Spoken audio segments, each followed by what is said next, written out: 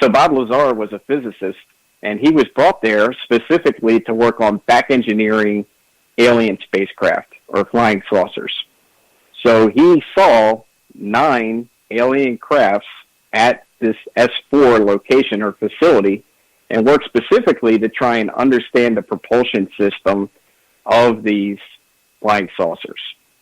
So when this documentary, you were talking about, wow, we don't know how they got here or how they get here.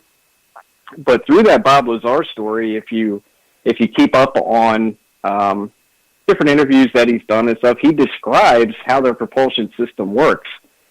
The most fascinating thing about it is, even as advanced as we are, and as much as we know about physics and different elements, we still really don't know how that. If Bob Lazar is to be believed, we don't even really know where to begin as far as understanding how their propulsion system actually works.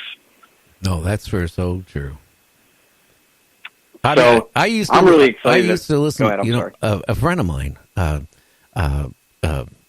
Art Bell, he used to have Bob on his show quite often. And, sure he did. Yeah, and it's just strange things. But you know what? After, Bob started really talking about this stuff, it seemed like all his personal data about him all of a sudden started evaporating. Sure. And, and that's the sad thing that I think that's happened to Bob Lazar, is that, I think we're at about 30 years since the story first broke for George Knapp. So 30 years later, if you listen to Bob Lazar tell his story about what he experienced at Area 51, it is not one single bit different than what he described 30 years ago. He describes it in great detail. So to me, he's extremely credible. But what a lot of the skeptics really seize on is that Bob talks about being a student at MIT. But if you look at the history of MIT, or if you contact the school, they have no record of Bob Lazar being there.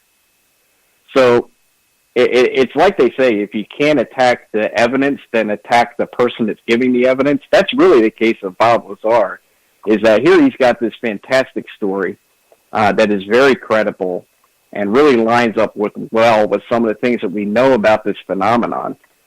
But skeptics will seize on that one point of, he said he went to MIT and they don't know who he is. He was never there. And how sad is that one little piece? Okay, it is significant, but that doesn't mean that he didn't experience what he experienced. And it also doesn't mean that if you really wanted to bury this story and discredit this highly credible witness, one way you can do it is to try and erase some of his background, which very well could be what happened in his case. Well, Art sure believed that's what happened, because me and Art... Sure did. I was retired, and Art, gave me a phone call, maybe about 15 months ago, and said, we were talking about some things, and he goes, look, are you happy being retired? I said, no. And he goes, hey, get on internet radio. And, he talked me into actually doing what I'm doing now. But, wow. Some of the things that we talked about in the past was like Bob, one thing Art did is try to check people out before he brought them on the show. Anything that was critical. And in Bob's case, it was so many little things that they tried to discredit him and debunk him on. One is the colleges he attended and all this stuff. But then, you know what? There was still, at one point, traces of him where he actually went. People remembering him. But you know what? I guess if the government, wants to debunk you and make you look totally uncredible, they can, cause a lot of heartache for you. Yeah, they can. And, the other piece, too, was that Bob stated that he worked at Los Alamos. So there was a point where they contacted Los Alamos, and they said, we don't have any record of a Bob Lazar working here. We've never heard of the guy. But yet, I think it was George Knapp that actually uncovered a phone directory from those years when Bob worked there. And sure enough, Bob Lazar's name was in that phone directory. And also, Bob was, he's really a fascinating guy away from the UFO topic. He used to build and race jet cars.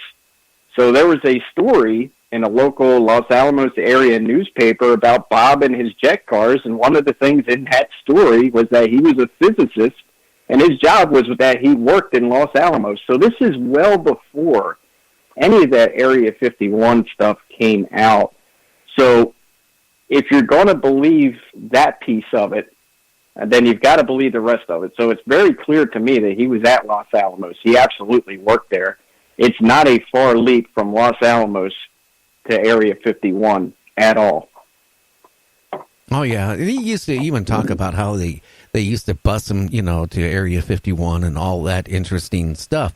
I don't know. I just feel, especially going back, even now, though, that the government would want to discredit you, because if you're sitting there leaking out information, which he was certainly, saying contrary to what the government was saying, they're going to try, to discredit you. Just like, in that same time frame back, I would say in the 90s, there was a lot of scientists that, and people that were into the UFO, investigation, all that stuff, all of a sudden started dying off. And in weird things like major heart attack, a car accident, a couple of major car accidents with some of these scientists, all in a very short period of time, and all of them, were tied into, what we're talking about. Yeah, and I've seen a lot of those stories, and really it continues today. And even there's even a lot of NASA scientists as well that have died really mysteriously. So I try not to let myself go there, and from the standpoint of these things are happening, and these people unfortunately are being eliminated one by one. Because wow, if that's really the case, Gary, that's a huge thing and a really sad thing. But going back to Bob, here's the one thing about the Bob Lazar story that really bugs me and makes me think quite a bit. So Bob describes 9 crafts. He describes the one that he worked on. He labeled it as the sport model, which I think was just a little bit smaller, a little bit sleeker than some of the others. But how about this? So one he describes looked as though it had been shot through, like a piece of artillery had been shot right through the craft. But the other 8 were perfectly intact and in working order. So how exactly does that happen? How do we get our hands on 8 or potentially 9 UFOs or flying saucers that are in perfect working order? So obviously if there's a crash, that makes sense. We would retrieve the crash wreckage. But how exactly do we get our hands on 9 perfectly working units? Now, that is a strange point. I've read, where basically, now you can correct me if I'm wrong, I don't know if you read it too, is when they come down to our atmosphere, for some reason they overheat. And that's why you hear of them going into like the ocean or going into lakes, or, touching down for a few minutes and then taking back off again to whatever their system is to cool it down. Now, maybe that's how they've captured them, that way. I have no idea. I don't know, but it certainly opens up a lot of questions. So there's also, there's a lot of researchers out there, Gary. There's a lot of so-called ufologists out there. And unfortunately, they're not all created equally, as we both know. And some of them tell some really tall tales, right? But there are some of them that say that the United States government has worked in concert with or in partnership with an extraterrestrial race. So it doesn't seem quite so far-fetched when you consider that, well, look, we had to get our hands on those crafts somehow. So maybe you're right. Maybe there's some kind of malfunction that leaves it vulnerable, and we knew that, and somehow we were really on top of it, and we're able to capture these crafts. Or maybe there was some kind of partnership, and maybe there was some kind of contact, and maybe there was some kind of exchange program. Who knows what we would have, we probably would have paid a really high price to have 9 flying saucers in our inventory. God knows what that would be. Well, I can tell really I can tell you, opens up a lot of questions. Well, it opens up one, abductions. That rumor going around back with Eisenhower days, that supposedly that he was in touch and communication with aliens, And supposedly that these aliens, as the story goes, is that they would give us certain technology. In return, they wanted to basically see how humans tick. And they made supposedly some type of deal where they could abduct a certain amount of people in return for, military, technology. And that's one story it's circulating around, other than also that the aliens kind of broke their little pack, and basically instead of only, abducting a certain amount of people, they abducted as many people as they wanted, regardless what the military and our government, agreed upon. Sure. Well, if that's the case, then they're very polite aliens, because, with our understanding of the technology that they possess, what were we going to do to stop them from abducting people if they wanted to? Probably nothing. Well, it was very polite. Go ahead. I'm sorry. How could we stop them if you're in your bed snoring next to your wife, right? Or in my case, I wouldn't mind if my wife got abducted sometimes, because boy, does she snore.